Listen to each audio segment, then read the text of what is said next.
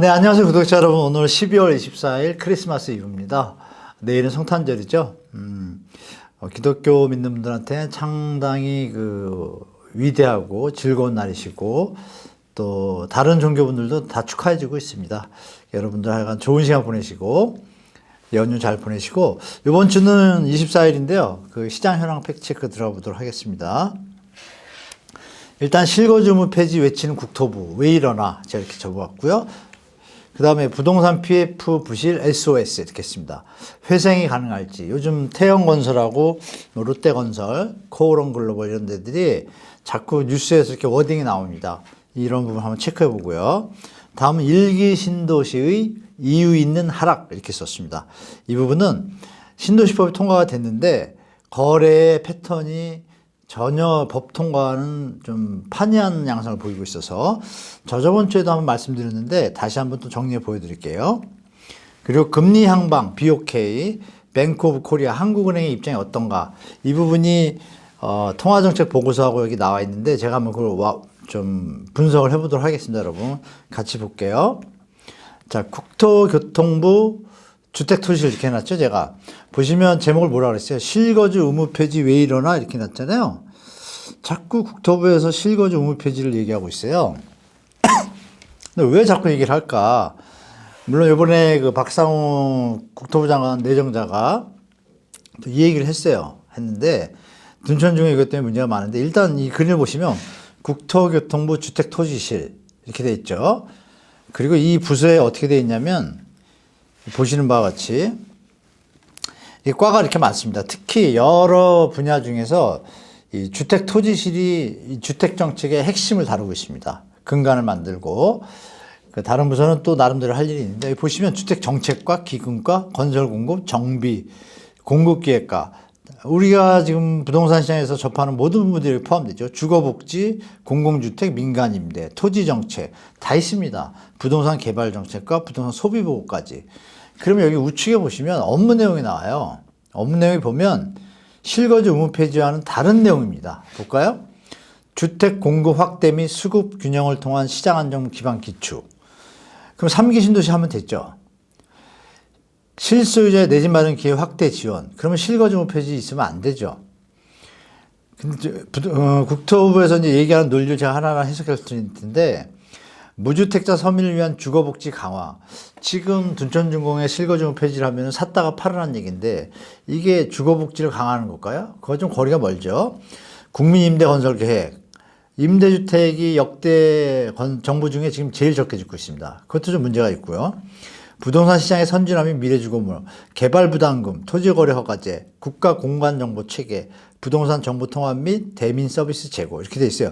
그럼 보시는 바와 같이 투기나 거래 활성화 정책의 어떤 개념은 약하죠. 주로 주택 마련을 해서 공급 확대를 통해 가지고 무주택자의 내 집 마련을 도와주고 주거복지를 강화하는 거예요. 그 얘기는 뭐예요? 주택 시장에 투기 세력이 없어져야겠죠.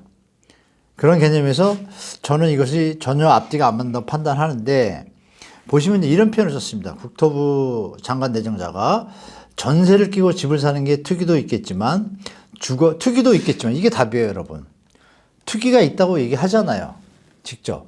그럼 이걸 없애는 얘기는 안 하고 일은 넘어가요. 주거 사다리의 중요한 한 부분이다. 전세를 끼고 집을 사는 건 중요한 부분이다. 당연하죠. 그럼 사가지고 그럼 뭘 해야 돼요? 들어가서 살아야겠죠. 근데 뭐라고 하세요?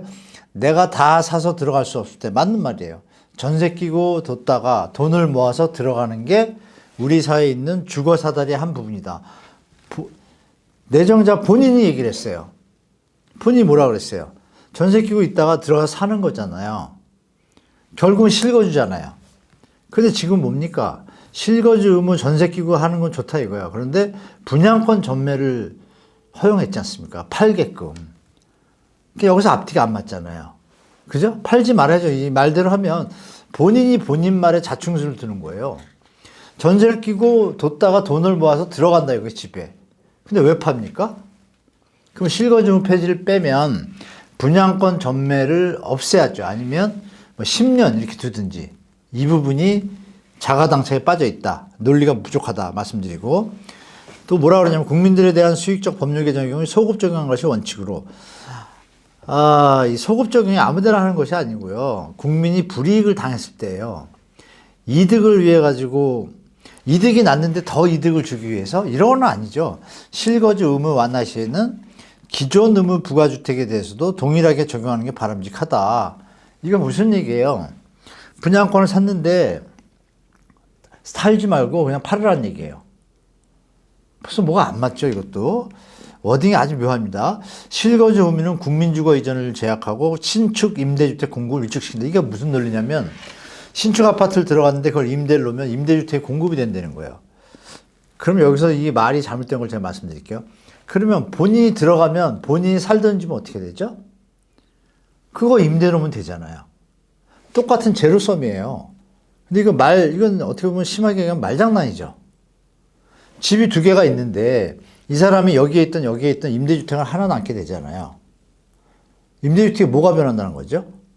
자기가 살던 집을 그대로 갖고 있으면 이거 임대가 되는데 들어가면 원래 살던 집이 또 임대주택이 되잖아요. 그러면은 투기행위가 없어지지 않습니까? 이게 앞뒤가 안 맞죠, 여러분? 저는 그렇게 판단합니다.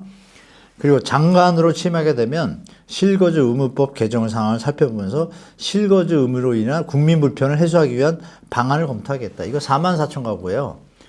대한민국에 2,180만 가구입니다. 일부 극소수의 투자 투기 심리가 곁들여 있는 분들을 위해서 이런 정책을 전 국민이 피해를 봐야 되나요? 이건 아니죠. 민주주의의 기본이 뭡니까? 다수의 행복과 소수의 피해, 최소의 피해잖아요. 그러면 당연히 실거주 의무 들어가야죠. 주택시장이 안정되고, 안정이 되면 소득이 늘고, 소득이 늘면 내수가 살아나고, 경제가 살아나고, 선순환이 시작되지 않습니까? 이거 앞뒤가 안 맞죠? 그래서 국토부의 궁색한 논리다. 전혀 근거 없는 프레임이다라고 말씀드리겠습니다. 제가 이렇게 썼잖아요. 국민 투기 시대에는 국토부인가? 그게 국토부가 할 일은 아니라고 봐요. 국토부는 실거주 의무, 특히 지금 분양가 상한제 지역들은 왜 그걸 했죠? 투기 심리가 제일 많은 사람들이 선호하는 지역이잖아요. 그런데 토지하고 건축비 다 정해져 있는데 그걸 가지고 방치하면 어떻게 돼요? 프라이스 리더라는 마케팅을 통해 가지고 계속 가격을 높이잖아요. 터질 때까지. 그러니까 이런 부분은 좀 문제가 있다라고 말씀드리겠습니다. 그래서 홍익표 민주당 원내대표가 22일 날 야당이 다수당이니까 반대하면 안 되겠죠. 바로 그저께 이렇게 발표를 합니다. 실거주 의무 폐지와 관련한 질문을 받고 절대 반대. 폐지한다면 그야말로 투기 수요를 그대로 인정해 주는 꼴. 정확한 저는 말씀이라고 봅니다. 당분간은 주택가격이 완전히 예전에 안정된 정상적인 가격, PIR 수준 한 12 정도 됐어요. 서울로. 그랬을 때 풀어주는 건 이해가 돼요. 건설회사 입장을 생각해서. 그 외에는 제가 볼 땐 이게 정말로 국민을 위한 거다라고 말씀드리겠습니다. 자, 다음은 이제 PF 문제인데요. 태영건설, 롯데건설, 코론글로벌이 워크아웃설이 예전부터 좀 나왔습니다. 그래서 부동산 PF발 건설업계 위기 우려 커져 이렇게 돼 있죠. 한국신용평가는 지난 15일 건설 점증하는 PF 유동성 리스크 재무적 대응력이 필요한 시점 보고서에서 태영건설, 요즘 뉴스에 좀 나오죠. 롯데건설과 함께 GS, H, 현대산업개발, 신세계건설에 대해서 조금 리스크가 있다라고 보고 있습니다. 여기 보시면 은행별로 이렇게 나와 있는데 이게 제가 보시면 금융위원회 자료인데요. 여기 보시면 부채들이 너무 많아요. PF 부채들이 이 지방에 있으면 좀 문제가 되겠죠. 특히 이제 태영이 좀 지방이 많아요, 현장이. 그래서 조금 지켜봐야 될 것 같습니다. 잘 해결되길 바라는데, 그리고 이제 뉴스에 한 번씩 나오는데요. 신탁회사가 하는 거예요. 책임준공 신탁이라고. 부실 우려가 커져 10월 8일 얘기입니다. 보시면 신탁회사가 자금을 투입해가지고 시행자 보증을 쓰면서 사업을 하는 경우가 있는데 여기도 좀 문제가 생기게 됐어요. 보시면 죄송합니다. 회생 절차 개시 결정 공문안 8곳. 이미 회생 절차 들어갔다는 얘기예요. 이게 좀 나름 이제 중견건설 업체거든요. 보시면 신일건설, 국원건설, 대우산업개발, 동훈개발 회생 절차 이미 들어갔고, 3호건설, 울산 굿모닝 토건 회생 절차 진행 들어가고 있어요. 이렇게 여러 현장들이 들어가게 되면 여기 써놨잖아요. 한국투자부동산 신탁의 경우 회생 절차에 돌입한 시공사 8곳 중 여기는 이제 보증을 서서 들어갔는데 이 세 곳에 보증을 서서 재무 부담이 가중된다. 나중에 떠안아야 되거든요. 신탁사도. 그래서 결론이 시공사가 제때 준공하지 못하면 어떻게 되냐. 신탁사는 시공사를 대신에 빚을 갚거나 새 건설사를 찾아가지고 사업을 진행을 해야 돼요. 근데 지금 이게 녹록지 않죠. 한국신용평가에 따르면 9월 말 기준 신탁사 개발 자금이 88조인데요. 이중 책임 준공형 사업이 62조예요. 이게 62조에 대한 물량들이 사업이 원활하게 안 되면 이 앞에처럼 기업들이 시공사들이 부도가 나고 이러면 신탁회사도 또 리스크가 좀 전이됩니다. 그러니까 여기저기 도처에 부동산 버블로 인해서 생기는 문제들이 또 이렇게 나타나고 있다. 이렇게 아시면 되겠고요. 자, 다음은 이제 일기 신도시. 제가 이렇게 제목을 이렇게 썼죠, 여러분. 신도시법의 정체를 알았다. 보시면 일기 신도시 분당 거래 가격 변동 추이입니다. 언제부터냐? 11월 말이 12월 1일부터 막 일기 신도시법 얘기 막 나오기 전부터 지금부터 보시면 어때요, 여러분? 통과되고 나서 하락거래가 훨씬 많죠. 신도시법이 전혀 약효가 없어요. 이건 의아하지 않습니까? 물론 뉴스에서 보신 분도 계시겠지만 이건 제가 그 전에도 말씀드렸죠. 일기 신도시 버블이다. 발표되면 꺼질 수 있다. 왜? 신도시법 내용에 도시 및 주거환경정비법에 의한 재건축, 리모델링에 의한 리모델링, 그리고 새로운 건 입지 규제 최소구역이라는 거 있어요. 이게 이제 선도구역인데 공청회 때 한 800명이 모여가지고 성황을 이뤘는데 지역 주민이 다 달라요. 그러면 선도구역을 전철역마다 다 해줄 수 없거든요. 그럼 그 중에서 교통 결절점이라 그래서 버스 노선도 여러 개 겹치고 뭐 기차도 가고 전철도 가고 이런 데가 이제 결절점이라고 하거든요. 고속도로도 근처에 있다든지 교통이 좀 밀집하는데 그런 데 있는 전철역은 제한돼 있죠. 다 해줄 수는 없잖아요.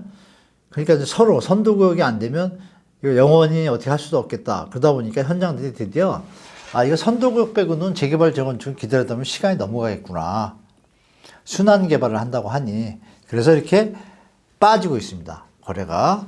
왜? 이제 들고 있던 투자했던 분들이 지금 안 팔면 이게 실체가 드러나는 거예요. 제가 뭐 처음부터 말씀드렸잖아요. 일기 신도시 만만치 않다. 문제 터질 거다. 여러 가지 문제들이 산재해 있다.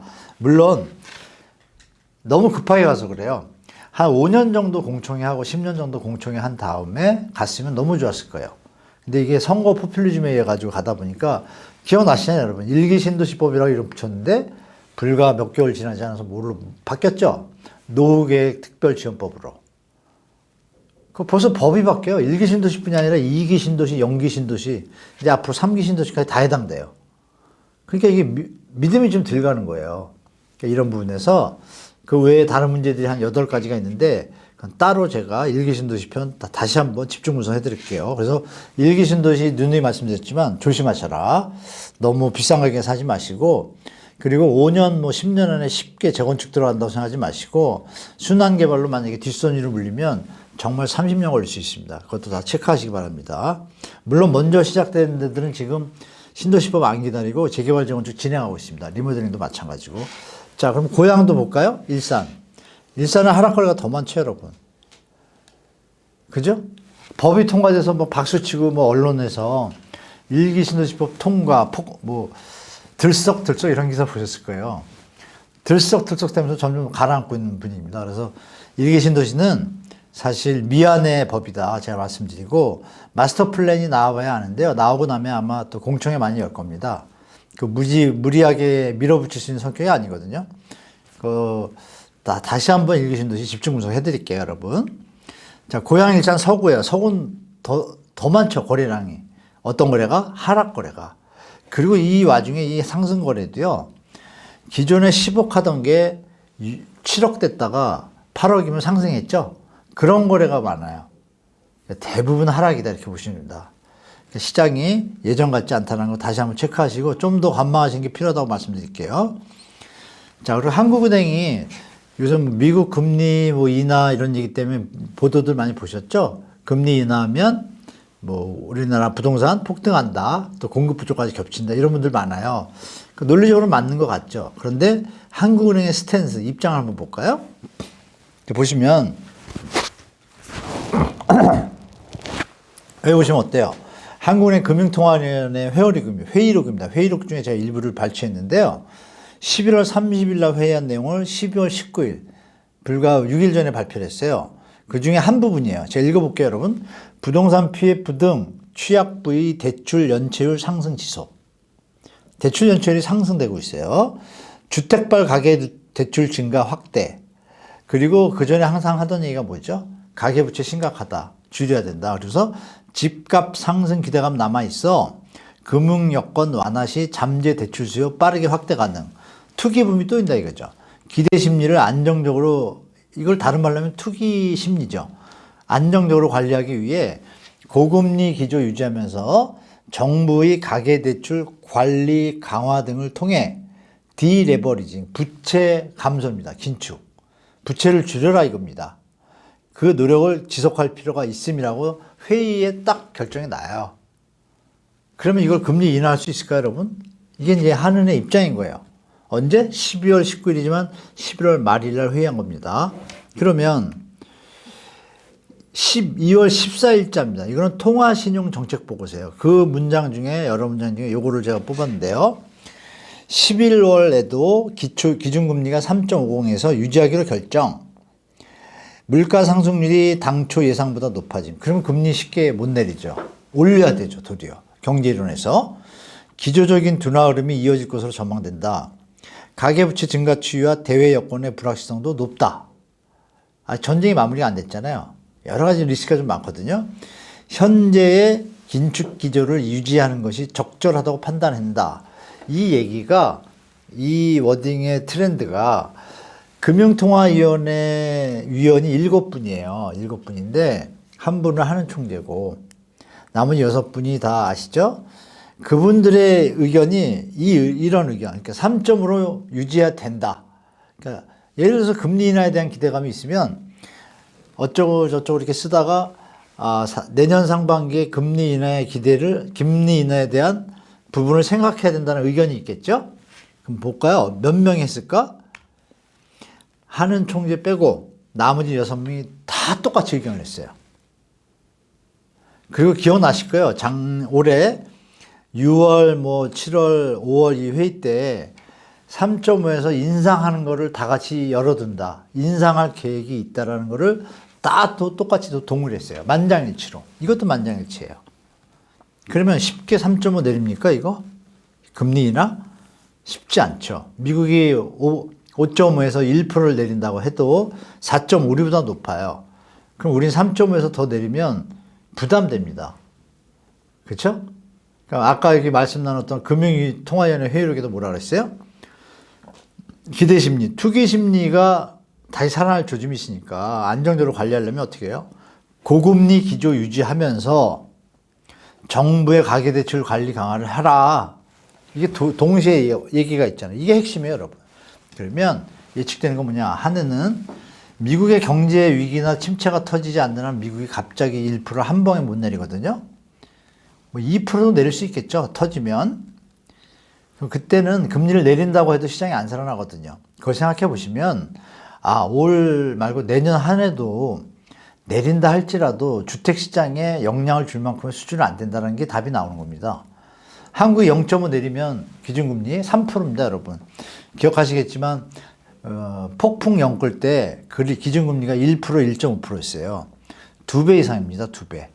그럼 대출금리는 한 2.5배 되거든요. 그러니까 이런 부분을 좀 생각하셔라라고 좀 말씀드리고 싶고 구독자 여러분한테 쉽게 안 내리는구나 이렇게 좀 판단하시기 바랍니다. 자, 여러분 제가 오늘 이렇게 조금 시장 흐름에 대해서 좀 오늘 말씀드려봤습니다. 날이 추운데요. 감기 조심하시고 행복한 한 주 되시고 중요한 것은 시장 현황에 대해서 마무리 말씀을 드리면 이게 장기화될 수도 있습니다, 여러분. 내년에 저번에 말씀드렸지만 상반기에 약간 반등하는 것 같아도 지금 매수 심리가 많이 떨어졌거든요. 이게 만약에 좀 급격하게 내려가면 만약에 1월, 2월에 신생아론 대출을 받는 분이 적다. 이 얘기 뭐냐? 신생아론에 해당되는 분들조차도 주택 가격이 더 내려갈 거라고 판단하고 신생아론 받는 거를 빨리빨리 안 받으면 어떻게 돼요? 주택 가격 상승의 힘이 많이 더 약하죠. 그것도 일시적 상승. 제가 몇 개월이라고 그랬죠? 4에서 5개월, 길면 6개월. 그 뒤에는 다시 한번. 그리고 9월 달에는 PF 문제가 어떻게 될지 만개 돌아오니까. 기억나시죠? 10월 달에 레고랜드 터져가지고 9월이면 10월 준비해야 되니까 10월, 11월 만기 돌아오는 거 이런 부분이 부동산 시장이 쉽게 안 살아난다는 전제에 PF 부실 문제가 또 하나의 뇌관으로 존재하죠. 그리고 해외 글로벌도 마찬가지예요, 여러분. 바이든하고 트럼프 대통령 선거 때문에 들썩들썩할 겁니다. 세계 경제가, 분위기가. 그 와중에 뭐 중국이 또 묘하잖아요, 요즘. 뭐 대만 얘기 자꾸 하고 이런 리스크들이 터지면 물가는 올라가고 환율 상승하고 또 좀 어려운 상황이 또 옵니다. 그러면 우리한테는 너무 안 좋은 상황이 발생하기 때문에 제가 볼 땐 충분히 시장 기다려 보신 다음에 접하시는 게 좋겠다라고 다시 또 말씀드리겠습니다. 자, 오늘 영상 여기까지고요. 다음 영상 때 또 찾아뵙겠습니다. 다음 영상 전에 다음 주 영상 전에 말씀드린 대로 제주도, 경기도 중에서도 조금 일기 신도시 부분 그리고 좀 각광받는 뭐 동탄이라든지 이런 부분에 대해서 조금 시장 현황 좀 체크해 드리고 전망도 또 말씀드리도록 하겠습니다. 중간에요. 자, 감사합니다, 여러분.